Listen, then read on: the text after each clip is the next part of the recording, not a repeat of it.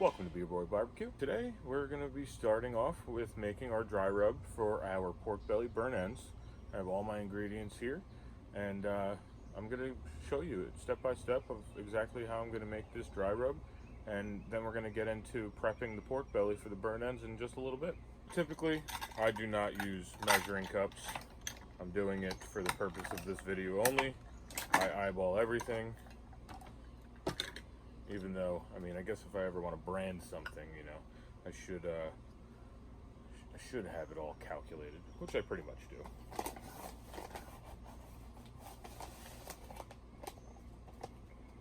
So we're going to be starting with a cup. You really thought I was going to share my secrets with you? All right, guys, welcome back.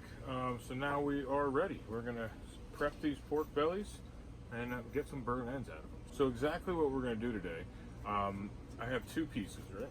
This one's 1.7, this one's 2. What we're going to do is we're going to prep them differently, because I have done these two different ways, one for a large party and one for a smaller get-together. Personally, I've loved them both ways, but today, with this tutorial, we're also going to have a competition. What's the best way to do pork belly burn ends? So let's find out. All right, so this is our pork belly, all right? See, it has meat, a lot of fat. More meat and some skin and fat right there. So we're gonna have to take this skin layer off, okay? And because that fat is so thick and hard, we're unfortunately gonna chop off a big chunk of the back, because that's never gonna render out. And it's kind of unfortunate, a little bit of a waste, but hey, for today, it doesn't really matter. We're only making this for me and my wife, so that's good. And like I said, unfortunately, that's just so much fat back there. Yeah, look at that. That's all fat besides that tiny, skinny layer of meat. That's most of the weight right there gone. Ugh. Actually, it even continues more right into here. It's a really big piece of fat. Well, we're gonna do our best. So this one, I can tell you right now, is gonna get type 1. Now what type 1 is we're gonna cube it raw. Okay, so when we cube them, we're gonna do about 1 inch.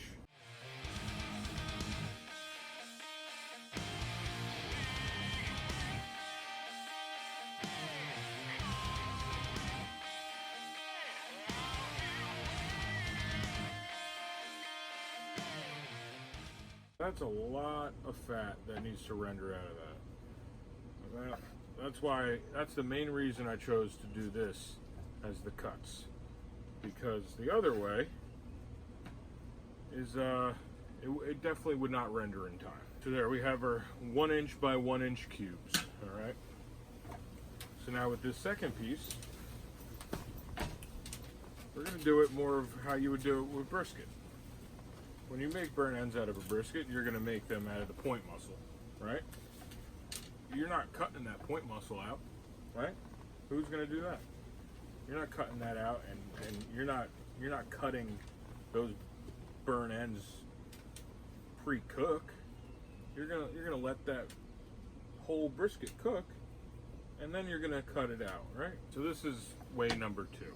See this right here, by the way? It doesn't always happen on pork belly, but sometimes it does. This is silver skin, right? Or membrane. That you definitely want to take off, because there's no way you're going to get flavor through that. You'll also see membrane on ribs. That's the main time you see membranes. So we have our 2 cuts, chunked and whole. I'm going to put my rub on them, and I'm going to cook them as you see it. So these are pre-cut and chunked, and this is a whole slab. And we're going to test the 2 and see which one's the best. Get these on their pan.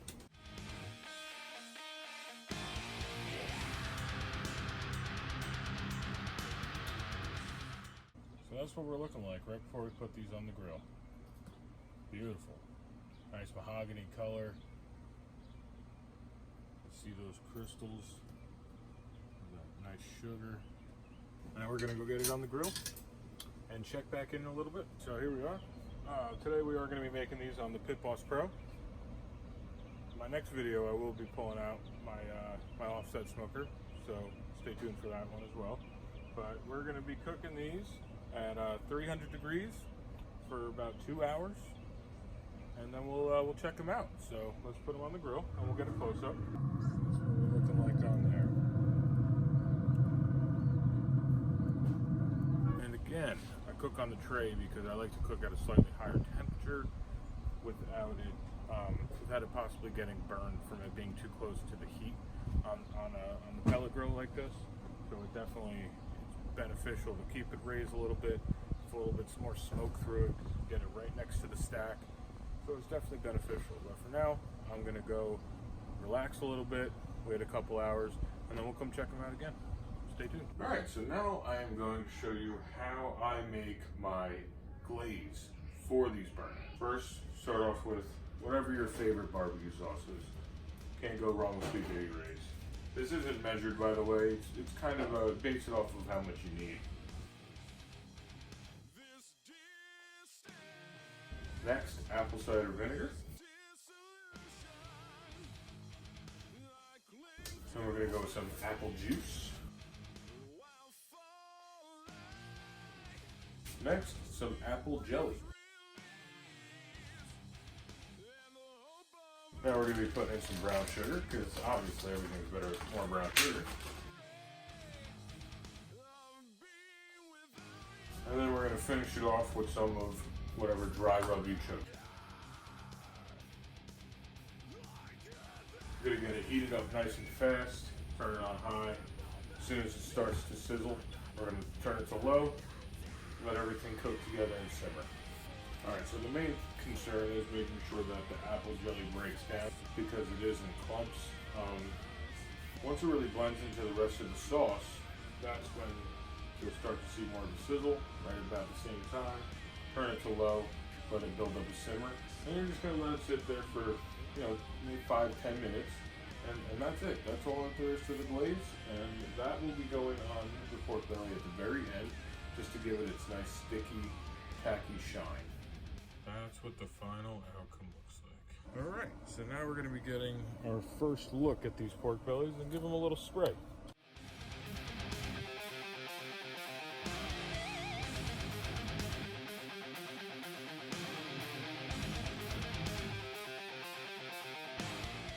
Spray that I use, just so you guys know, is a 50-50 mix, pretty basic, 50 water, 50 apple juice. Sometimes, depending on, my main goal, I guess I might use apple cider vinegar and water, but usually I just stick with apple juice and water. Pork belly's coming in at about 140 degrees. It's been on there for about an hour and a half, I guess. So in probably about half hour, 45 minutes, we're going to be doing our next step when we pull them off the grill, separate them into 2 pans, and take it from there. The chunks that were pre-cut are ready to go into a pan. They get wrapped and all dressed up to finish their cook. They're definitely done a little bit sooner before the slab's going to be done, but that's okay. It is what it is. We're going to eat them when we eat them, right? So I'm going to go get those, show you how to complete them in the pan, and this is just step 2. There's still a third step. Check those out. So that's what they look like right before they go into this next cooking stage. Got a nice crust to them, nice little bark going, and that's step 1 of cooking these things. Now for step 2. So we got them in a pan, all right? First, a few pads of butter.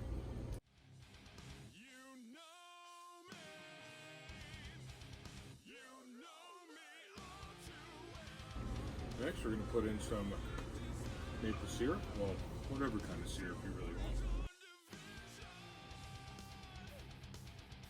We're going to follow it up with some honey.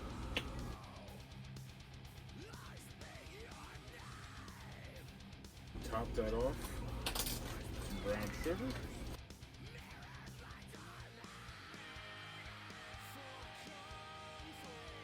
And let's get one more close-up of what it looks like before it gets wrapped.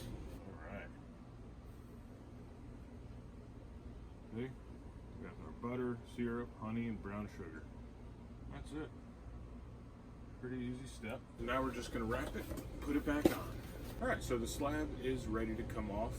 We're gonna cut it, and we're gonna do the same exact thing that we did with the nuggets.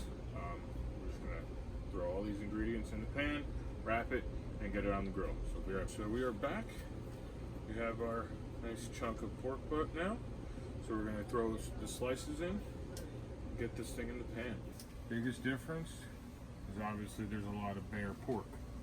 Not a lot of dry rub across every little bit. But look at that smoke ring. Look at that moisture. Now we're gonna finish her off. Something I forgot to mention before, once it's in the pan, it's got about an hour left. And before we hit the glaze. We're looking for 200 degrees total, but once it's at this point, it only takes about an hour. All right, everybody. We're going on to step number 3. Our last step, glazing, putting it back on the grill, and then completion, and we feast. So I think you can tell the difference. We have the raw chunk on the left, and on the right, we have the cooked slab that we cut. So now we're going to toss these in our sauce.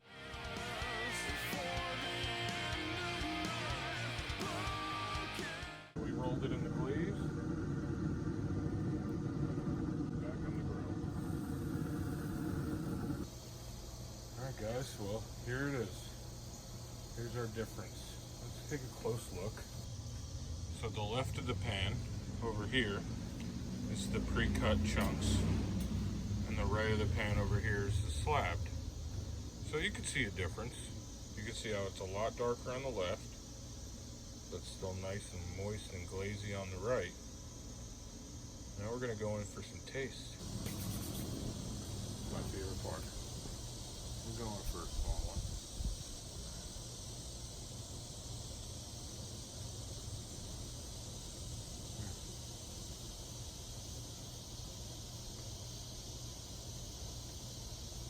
Oh, very hot. Good chew, good amount of meat. Fat rendered out nicely. Oh, good.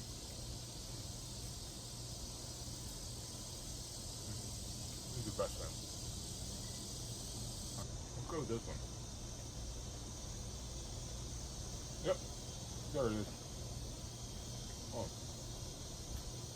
So,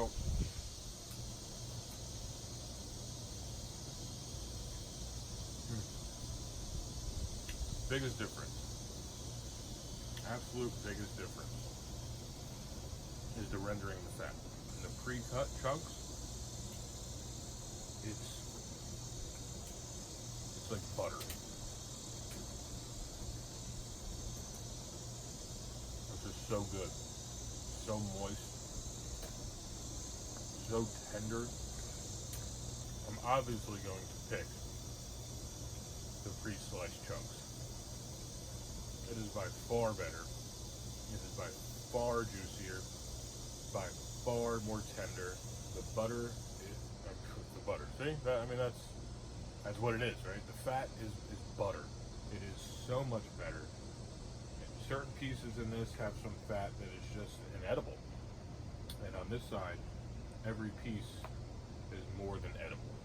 Maybe there might be some overcooked spots from a little overcharred, but that's just my bad on the grill, you know. Well, anyway, thanks for joining me on this one, guys. Much appreciated. Don't forget to like, comment, and subscribe, and just be ready for the next one. Thanks for joining me.